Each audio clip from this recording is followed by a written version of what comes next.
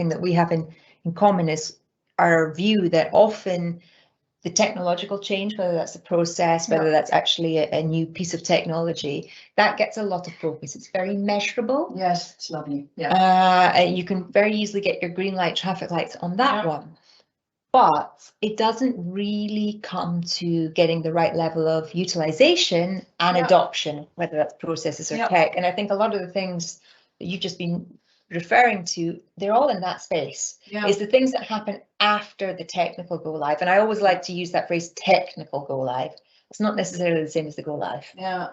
And I see it's hard for businesses, and I think we talked about it before, is, you know, when you implement certain changes in your finance organization, especially, you have monthly processes that need to be run. Right. So that means that your go live dates are often linked to certain times of the year. Yeah, and you have just no choice. Right. It can also be even external compliance that you must do X and Y and Z. So it's very, very hard timings. And then what you see is when change projects and change project teams start building their plan, the investment at the front, the pay now part, right? Yeah. The pay now part is sometimes hard to get permission for that. Yeah. To say these are all the steps that we need to take, and you know, then we have to do something with the soft stuff. Yeah. And then it's hard to say what's my return on investment on this. You know, you have all these sessions, but so it's hard to measure. Yeah, it's not so tangible, and I think it's in cash constrained times, which many organizations surely are these days.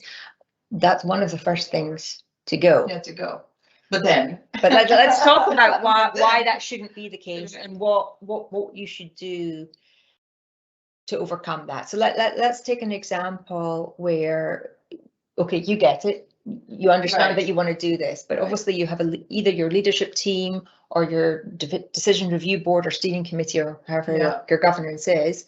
You've got a group there who also need to agree with you, or on this point at least. So any sort of tips for how to get people on board? So I always say, if there's a lot of technical engineering type of people in the room, I like to use a model. Yeah. Because it just feels a lot easier to accept. So I use that model that I just spoke about with the 5 items, and so, you know, these are the different elements that are belonging to a change. Now let's map all the things that we have planned.